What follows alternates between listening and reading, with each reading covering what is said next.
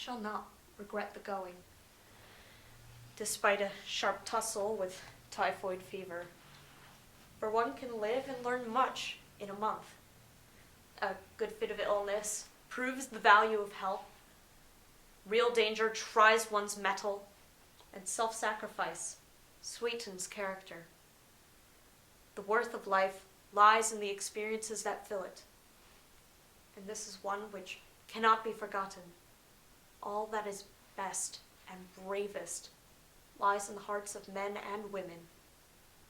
And though a hospital is a rough school, its lessons are both stern and salutary.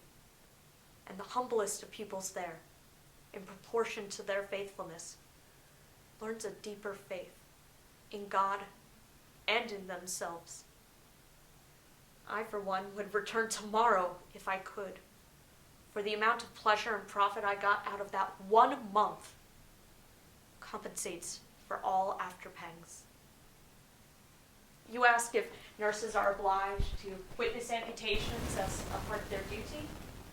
I think not, unless they wish, for the soul is under the effects of ether and needs no care but such as the surgeons can best give. Our work begins afterward, when the poor soul comes to himself, sick, faint, and wandering, full of strange pains and confused visions, of disagreeable sights and sensations.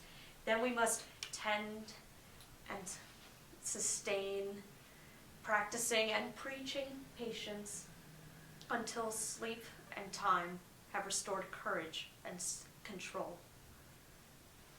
I witnessed several operations, for the height of my ambition was to go to the front after a battle, and feeling that the sooner I inured myself to trying sights, the more useful that I should be. Several of my mates shrunk from such things, for although the soul was wholly willing, the flesh was inconveniently weak. One funeral lady came to try her powers as a hospital nurse, and after a brief conversation eliciting the facts that she fainted at the sight of blood, was afraid to watch alone, couldn't possibly take care of delirious persons, was nervous about infection, and unable to bear much fatigue, she was mildly dismissed. I hope that she found her sphere. To such as wish to know where these scenes took place, I must regretfully decline to answer, for Hurly-Burly House has ceased to exist as a hospital, so let it rest with all of its sins on its shoulders, or should I say chimney top. When the nurses felt ill, the doctors departed, and the patients got better, I believe that the concern gently faded from existence, or perhaps was merged into some other and better establishment, where I hope that the washing of 300 people is done outside, the food is edible, and mortal women are not expected to possess an angelic exemption from all wants, or the endurance of truck horses.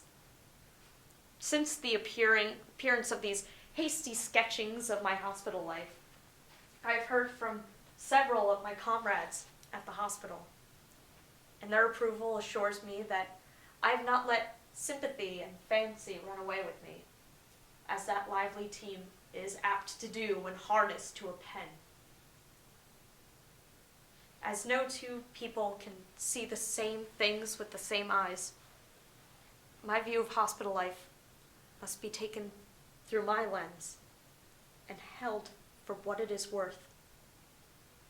Certainly nothing was set down in malice, and to the serious-minded party who objected to a tone of levity in some portions of the sketches, I can only say that it is part of my religion to look well after the cheerfulness of life, believing with good Sir Thomas More that it is wise to be merry in God. The next hospital I enter will, I hope, be one for the colored regiments. We owe them so large a debt, a little part of which I would be so proud to pay. Yours, with a firm faith good time coming. Tribulation Periwinkle. Wonderful.